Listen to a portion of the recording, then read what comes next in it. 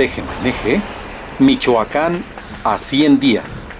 Peña Nieto frente a un estado convulso.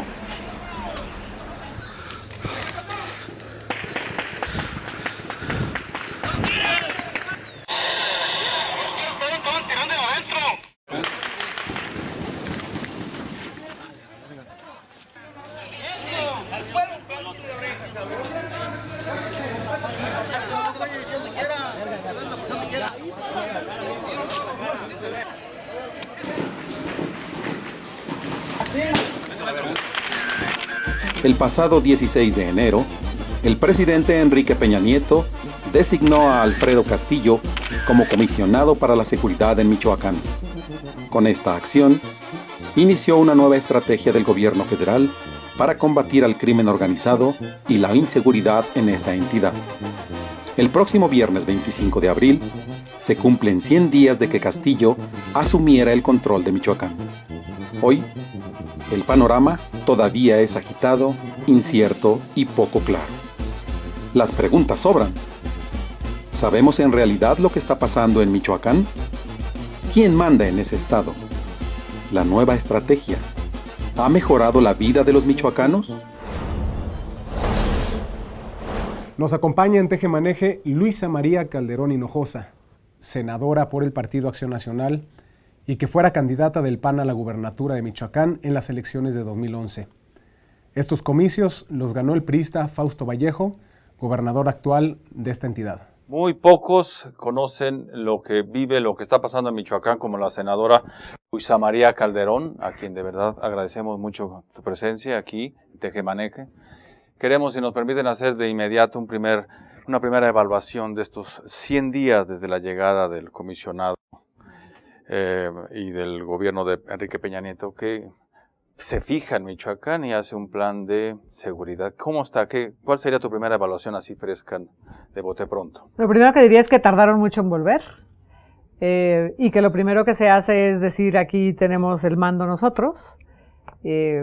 Al gobernador le cambian a sus funcionarios, Secretaría de Seguridad Pública, Procurador, quién maneja los dineros.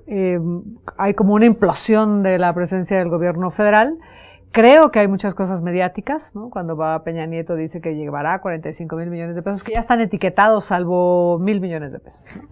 Acuden a los autodefensas ya estaban actuando muchísimo. Yo creo que la gran diferencia entre el gobierno de Calderón y esta etapa es la presencia de los autodefensas, que hace que la gente empiece a hablar, que se sientan con ellos, los legitiman, que eso es bien significativo, y se dejan llevar por ellos a encontrar a las cabecillas de la delincuencia organizada. Han dado buenos golpes, pero luego regresan y una vez que ya no son útiles los autodefensas, empiezan a descalificarlos.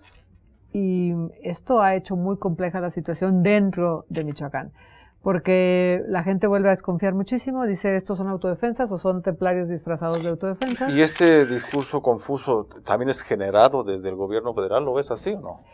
Bueno, no sé si alcancen a percibir si están generando un discurso confuso. Quiere decir, pues, que el inicio legitimarlos sirvió para dejarse llevar y encontrar a las cabecillas.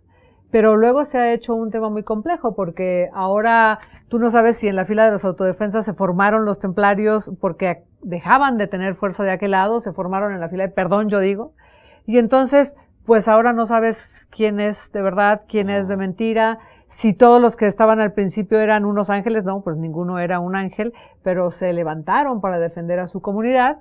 Y ahora hay gente que te dice, bueno, pues es que esos eran los templarios que estaban antes, solo se pusieron una camiseta blanca que dice autodefensas.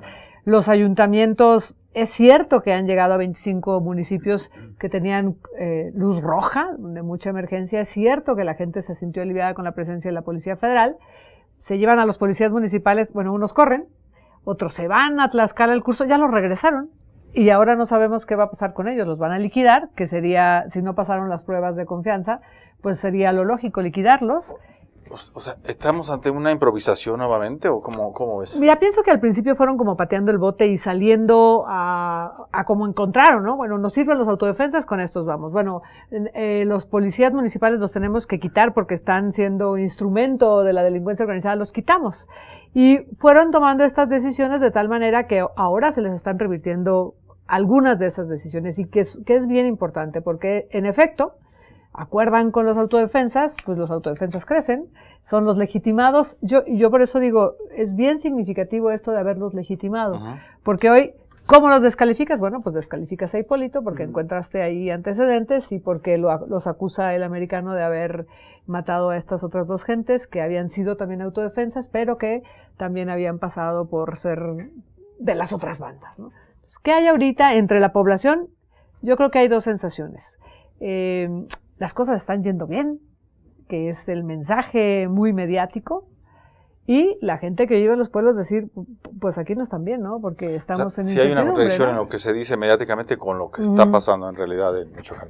¿Sí lo sientes así? Lo que pasa, digamos, en lo fino, entre donde vive la ciudadanía, es esta incertidumbre, decir, bueno, pues aquel era el que era templario, ahora es autodefensa, oye, me han pedido que yo diga lo que pasó, y hoy me piden pruebas, y entonces, pues, ¿con qué confianza vuelvo a hablar? Pero en resumidas cuentas, ¿va bien o mal, según tu percepción desde el punto de vista político y como ciudadana, como representante ciudadana? Depende de qué quieras que esté bien.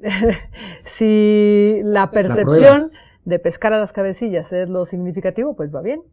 Si la idea es de verdad dar certidumbre a la ciudadanía, pues no va bien. La principal diferencia que ves tú entre lo que sucede ahorita en el escenario, la estrategia de Felipe Calderón con la de Enrique Peña, es la movilización ciudadana. Ha marcado la diferencia por completo. Sí, la movilización ciudadana fueron los autodefensas, esa es la diferencia. ¿Para ti es movilización ciudadana? Para mí es desesperación de mucha gente que dijo ya estuvo. ¿Qué es Michoacán hoy entonces, Luisa María? Es un estado muy violento, es un estado fallido. ¿Qué está pasando? ¿Cómo definirías Michoacán hoy ya con 100 días de esto y eso? Yo creo que tenemos la certidumbre de quien toma las decisiones es el gobierno federal a través de Castillo y sus gentes. El secretario de Seguridad Pública viene del EDOMEX, el procurador viene del EDOMEX. Acompañan o los acompaña el gobernador Fausto Vallejo, pero quien toma las decisiones es la parte del gobierno federal que está allá. Eso te da un poco de certidumbre. Lo otro me parece que es cosas mediáticas, muchas cosas mediáticas, y sí, están siendo pescadas 5 de las 7 cabecillas, pero abajo sí creo que hay incertidumbre. Abajo, además, creo que esta siembra de desconfianza entre los autodefensas buenos y malos, y el que denunció y el que no denunció, y el que es legítimo y no, sí corre el riesgo de que se enfrenten entre ellos y empiecen a haber revanchas entre ellos. ¿Es una guerra civil ya? No es una guerra civil. Yo creo que hay que detenerla, sí creo que hay que desmovilizarlos, sí creo que hay que desarmarlos. Pero hay que creerlo siempre cuando se sepa quién es el enemigo. ¿Sabe Michoacán quiénes son sus enemigos? Mira, yo creo que el enemigo es esta desgobernabilidad, esta crecida de grupos armados delincuenciales, este enfrentamiento. También es esta cultura, Yo siempre digo que en el 86 yo subí a Aguililla en una campaña y había un chiquito de no más de 15 años, él decía que tenía 15, se veía más chiquito, con un cuerno de chivo, en una camioneta con reines de magnesio y un aparato así de sonido, que así se usaban los aparatos de sonido, en un miércoles, y le dijo Luis Mejía, nuestro candidato, oye, ¿y qué, a la escuela no vas? Y dijo, yo no voy a la escuela, yo aquí gano más dinero, creo que ganaba 80 pesos al día, y era jefe de una cuadrilla que movía las plantas de amapola y de marihuana. Bueno, ese chico creció entre armas, creció entre complicidades, creció ganando dinero, El enemigo en Michoacán es esta cultura de la no vida, de lo inmediato, de haber cambiado la jerarquía de valores. No puedes entender eso si también la complacencia del gobierno, sin la falta de autoridad, y no de ahorita, ni de hace 3 años, de hace muchísimos años. Sí, yo te estoy hablando de 86, y seguramente que había complicidades, porque los chicos allá en Aguililla sembraban y seguramente que empacaban, traían sus deditos negros de quitarle la goma a las amapolas, pues no la guardaban en ollitas, seguramente que eran los maquiladores de otros. A eso me refiero, a una cultura de complicidad. ¿Cómo le pides a un gobierno de Fausto que combata aquello que probablemente le ayudó a subir? Y en esta, diles si golpearse unos entre todos. A ti te señalaron que con el Tuta, señalaron a, el mismo Godoy con su medio hermano, la senadora del PRD, el mismo Fausto, que hubo ahí denuncias claras de haber estado durante su campaña. Es decir, ¿qué está pasando en Michoacán? Yo te puedo decir lo que pasó conmigo. El día de mi elección tuvimos a más de 20 gentes secuestradas. Y habíamos ya vivido el 2009 que algunos precandidatos nuestros habían ido a decirle, oye, en esta tú no bailas, porque vamos a decir quién es el candidato. Quien decidía en los municipios pequeños quién ganaba era la delincuencia organizada. Cuando yo acepté que los votos no me favorecían, yo dije, no es el número de votos, sino cómo llegaron o no, cómo no llegaron estos votos. Y yo en ese entonces le dije a Fausto Vallejo que no fuera a arrodillarse frente a la delincuencia, que esos temas no eran gratuitos, ¿no? Que siempre tenían un cobro. Y lo estamos viviendo, ¿no? Están cobrando. Bueno, se cobraron obligando a silencios, a complicidades. ¿Cómo creer en una estrategia cuando en teoría estarían coludidos con el crimen? Bueno, por eso nosotros decíamos, urge que regrese el gobierno y que ayude a que los alcaldes se liberen. Teníamos claro que a los alcaldes les jincaban la policía municipal, teníamos claro que les cobraban su cuota y si no, les decían que construyeran obras. Esto es lo que pasó con el alcalde de Tanuato, por ejemplo. Me decía, ¿cómo diantres les voy a dar 6 millones de euros para un puente que dicen que cuesta cuando yo sé que cuesta 600,000? A mí nadie me va a venir a quitar el dinero. Y se defendió. Entonces, vamos a tener elecciones pronto, elecciones otros 3 años, elecciones en 6 años. Y va a seguir siguiendo ese mismo círculo de complicidades, connivencias y todo lo demás. Ajá. No sé si va a pasar lo que yo diga, pero yo quiero creer que quieren hacer las cosas bien. El tema es que llegan, hay un foco rojo, que son 20 y tantos municipios, cogen esos municipios, la Policía Federal yo creo que ha hecho esta tarea bien, entre paréntesis, violentando la autonomía municipal, ¿no? Asumió el mando de la Policía Municipal, la Policía Federal, la gente se sintió tranquila, y en el momento fue resolviendo. Pero ahora hay que ver, todo esto es Michoacán, no solo este pedacito, ¿no? Michoacán es todo esto y hay que ver que hay otros casi 90 municipios que están en las mismas condiciones que estaban antes de que llegara el gobierno federal en esta ocasión y que llegaron y le dijeron, oye, aquí hay 2 policías nuevos, y te van a cuidar. Y no me preguntes, van a ser tus policías nuevos, que son los que emigran de los municipios donde hay, digamos, la Policía Federal. Y están peor que antes porque están amenazados de no hablar, de no pedir auxilio, etcétera. A ver, a lo mejor en 100 días es mucho pedir. Pero sí creo que ya es hora de decir, este es el mapa Michoacán, esta es la frontera con Jalisco, esta es la frontera con Guerrero, esta es la frontera con el Estado de México, esta dinámica se da aquí, está acá. Estos municipios que están más o menos, a lo mejor empiezas de lo menos difícil, ¿no? Y empiezas a construir a capacitar, a encontrar policías del mismo municipio, a certificar de alguna manera, a ayudar con tecnología. ¿Cuál es la tarea que va a hacer la policía estatal? Si la vamos a dividir por regiones, ¿cómo se va a comunicar? Híjole, pero es complicadísimo, porque después tú ves a alcaldes que también es complicada su situación, incluso para administrar un municipio, ¿no? Entonces, ¿cómo vas a llegar y decirles, pues haz esto así? Y si no lo haces así, pues yo voy a tomar tu lugar. Es decir, se está violentando la autonomía estatal. El gobierno federal ya la violentó, ¿no? Al llegar ahí. Entonces, violentando la autonomía municipal. A una centralización de poder desde la Ciudad de México a todo Michoacán, impresionante. ¿Te sabes ese chiste de Pepito de 3 por 7, 29? ¿No? Cuéntalo. Pues eso, dicen Pepito 3 por 7 y él dice 29. No, Pepito como 20. Bueno, ¿quieres rapidez o precisión? ¿No? Lo digo porque yo estuve un año diciendo que venga el gobierno federal, si se levantaron las gentes en armas hay que ir a ver por qué están así, no tenemos gobierno estatal, se nos enfermó, etcétera. Después de un año de pedir que vengan, vienen, ¿no? Y entonces, ¡bum!, vienen implosivamente y asumen este mando y le aplauden a Fausto en su informe, pero le quitan a sus funcionarios. Este es un poco un lenguaje de doble vía, ¿no? Entonces, actúan como pueden, con lo que tienen, se dejan llevar por los autodefensas, se encuentran a estos cuates, los acorralan. Digamos que esa era la rapidez, ¿no? Ese era el 29. Ahora hay que decir 7 por 3, 21. Ya pescamos lo emergente, ya estamos viendo que las cosas no están fácil, entonces ahora sí, digamos juntos cómo vamos a hacer las cosas. Ya pasaron 100 días, ya dieron sus golpes. Ok. En esta región, ¿cómo vamos a cuidar? ¿Cómo nos vamos a poner de acuerdo con Jalisco? Porque el pleito aquí es entre bandas de Jalisco, Michoacán. En la de Guerrero, ¿cómo contenemos? Y cómo vamos construyendo también las opciones. Porque, por ejemplo... Eso pasa por una negociación, porque el tuta sigue ahí, ¿no? Híjole. Pasa por una negociación, ¿no?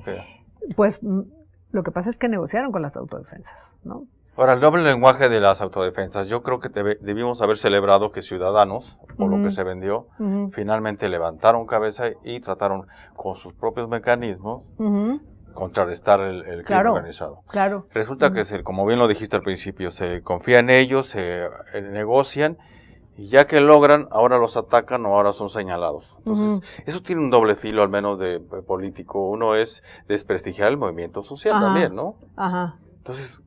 Sí, y es difícil también calificarlo, porque en efecto, primero, cuando nosotros criticamos que se había sentado con uno que había pagado sus culpas y tal, él dijo, bueno, yo no veo con quién me siento. Sí. Ahora, ¿quiénes son los interlocutores? No, bueno, ahora tiene que desmovilizar a todos, y tiene que desarmar a todos, y tiene que decir, a ver, chico, dame tus credenciales, y vamos a ver si pasas por el proceso penal de decir si fuiste, no fuiste. Puede ser que después de eso, digamos, yo no sé si decir amnistía, yo no sé si decir desvanecimiento, yo no sé si decir si eres peligroso, pero en principio yo también reconozco que hubo un grupo de ciudadanos que se levantó a defender a sus ciudadanos frente a una policía municipal que estaba cooptada. Yo quiero que tenía que haber un intervalo, una transición en la que la prioridad sí es que se desarmen. Y después verás, y decir, bueno, hacemos amnistía. La ONU ayuda en estos procesos de pacificación, de desmovilización. Es un proceso medio larguillo, pero sí, no puede ser que el Estado se deje llevar por los no formales, ¿no? Que les dio la autoridad. La ONU. Sí, la ONU ayuda en estos procesos. ¿Una mediación también de la ONU? Sí, también puede ser. Yo creo que sí. ¿No interviene en guerras civiles o sí interviene en conflictos? Pero es que ese es el punto, ¿no? O sea, qué grado que llegar para tener que invocar desmovilización cuando siempre la desmovilización se habla en una guerra, ¿no? Bueno, es que están armados. Es que están enfrentados, es que a los primeros los dejaron crecer, los legitimaron. Por eso yo digo, híjole, es que fue bien delicado haberlos legitimado, ¿no? Porque sabiendo que no sé en qué terreno estoy pisando, te digo, siéntate conmigo, caminemos, ayúdame. El gobierno de Peña Nieto, para redondear los 100 días y seguir con el tema de los 100 días, toma mucho de lo hecho, trabajado por el gobierno federal anterior, que es Felipe Calderón. Sí toma, se apoya en sus trabajos de investigación para medir una estrategia, o es una estrategia distinta y que está ahorita ya de plano haciendo crisis. ¿Qué te hace decir, espero que hayan medido haberle dado legitimidad a las autodefensas? Bueno, primero, no había autodefensas antes, ¿no? Surgieron ahora. Lo primero que empieza a hacer el gobierno cuando reconoce que hay inseguridad, empieza a mandar a la contención, empieza a hablar inclusive de cohesión social, empiezan a decir que hay que recuperar el tejido social y empiezan aprueban la ley antilavado, el código único de procedimientos. Era el camino del que hablaba Felipe, ¿no? Hay que contener, hay que transformar instituciones, hay que recuperar el tejido social. Que esas son las 3 líneas de acción que se han seguido. ¿Qué hay ahora? Hay más información. Hay más acompañamiento, la propia gente que vive ahí te dice, yo te voy a llevar, ¿no? Yo no te puedo decir de aquí a 8 días dónde está la tuta, pero de aquí a mañana sí, porque ellos armaron una estrategia.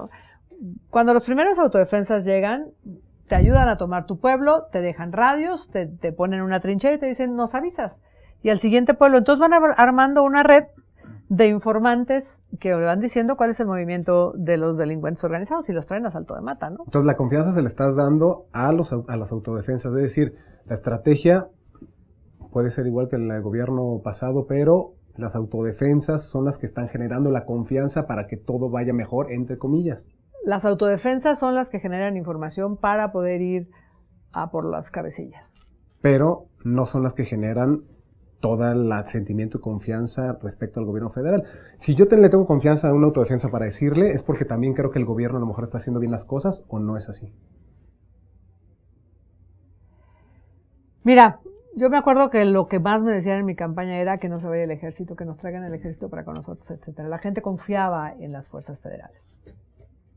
Lo que a la gente le permite hablar es que se siente acompañado por sus autodefensas y luego yo creo que la Policía Federal los acompaña bien, ¿no? Hay un momento importante y que es las elecciones. El próximo año que están a la vuelta de la esquina. ¿Qué escenario ves? ¿Hay elecciones confiables? ¿Hay momento para que Michoacán viva elecciones confiables?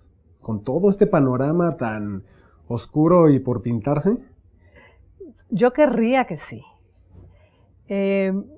Creo que habría 2 o 3 cosas muy importantes que hacer. Primero, tener clara la estrategia. O sea, segundo, cómo desmovilizo a los autodefensas y ya digo, yo recupero el mando, yo recupero la autoridad, solo yo voy a actuar. Yo, gobernador. Me refiero al Estado.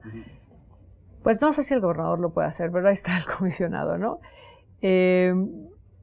Y si nos dicen cuál es la estrategia y cuáles pasos se van a seguir, es posible que podamos ir a un proceso electoral. Porque ahora el conflicto creo que es entre los autodefensas y los otros autodefensas y tal, que es lo que a nosotros nos da ahora temor, ¿no? Que se enfrenten entre ellos, que disfrazados de autodefensas vayan a hacer el mismo tema que estaban haciendo antes cuando no tenían disfraz. ¿Y ves casillas resguardadas por autodefensas? Híjole, no, yo creo que no hemos tenido tiempo de pensar en eso. La verdad que quienes vivimos en Michoacán hemos querido apostar porque las cosas se vayan resolviendo, por ir exigiendo un modelo de seguridad, por ir exigiendo que nos marquen una estrategia. Sí creo que en el principio dimos el voto de confianza para su implosión, para su trabajo. Hemos querido ir acompañando, nos hemos sentado con ellos, las cosas que no nos parecen se las hemos dicho. Esa ha sido la apuesta, irles acompañando, porque al final yo creo que nos importa que Michoacán esté mejor. Claro, ¿no? y a todos, ¿no? Porque claro. Ahora, este sí ha sido un golpeteo, unos contra todos, todos contra uno. Va a revisar esto, comportamiento no solamente del gobierno federal anterior, sino también de los gobiernos, al menos inmediatos, estatales. Godoy, creo que hasta Cárdenas, ¿no? Uh-huh. Cárdenas está ahí, Lázaro, está ahí como... ¿Hasta dónde va a llegar este ajuste de cuentas? No sé si muy lejos, porque la legislación en la que estaba cuando ellos gobernaban era mucho más laxa, mucho menos... por ejemplo, en la entrega de cuentas y la transparencia no había esta legislación. El año 2012 no se aprueba la cuenta pública porque hay como 14,000 millones de pesos por aclarar, casi 16,000, ¿no? Ahora sí hay esta contabilidad hacendaria, transparencia en la contabilidad del Estado y del municipio que te va a permitir en estas cuestiones muy objetivas decir, oye, pues desviaste la lana, ¿dónde la dejaste, no? Bueno, pues a lo mejor en seguridad no es permitible que hayas desviado 2,000 millones de pesos en 2012 cuando las cosas estaban críticas, ¿no? ¿Qué gana el PRI con esto? A Río Revuelto parece que ganancia de priistas, ¿no? ¿O no? ¿Qué gana el PRI hoy con Michoacán? Porque finalmente me parece que Michoacán es un gran laboratorio a nivel nacional, sigue siendo un gran laboratorio y lo va a ser el DF, pero Michoacán, ¿qué gana el PRI con esto? Con estas confusiones, con esta quebrantar una autonomía estatal, con una posición de federal llegar y decir somos los campeones, Osorio, no sé quién gane, pero ¿qué gana el PRI? Y luego te preguntaría qué gana el PAN y qué gana el PRD. En primera instancia yo quisiera creer que atienden a un llamado, que se les desbordó el control, que había una violencia brutal, que las autodefensas ya estaban, bueno, ese foco rojo de decir que la gente no podía abrir su tienda, no podía tener comida, ya era una emergencia y hacer un acto de poder, sin calificar lo legítimo, lo legal o lo tal, es una emergencia y es una obligación del Estado mexicano, ¿no? Ir a atender la emergencia. Segundo, y yo no sé si sea el estilo del PRI, le importa mucho lo mediático, ¿no? Decir que las cosas van bien, que fortalezcamos las instituciones, y créeme que todos necesitamos fortalecer las instituciones. Pero hablando clarito, ¿no? De repente creo que hacen más mediático y eso hace que algunos tengamos de repente desconfianzas. Y gana, bueno, al entrar el gobierno de Peña Nieto y el de Fausto no traían más de 30% de aprobación en Michoacán, seguramente que estarán ganando algunos puntos, pero yo quiero apostar a que lo que queremos hacer entre todos es que Michoacán esté mejor. ¿A costa de qué se ganan los puntos, no?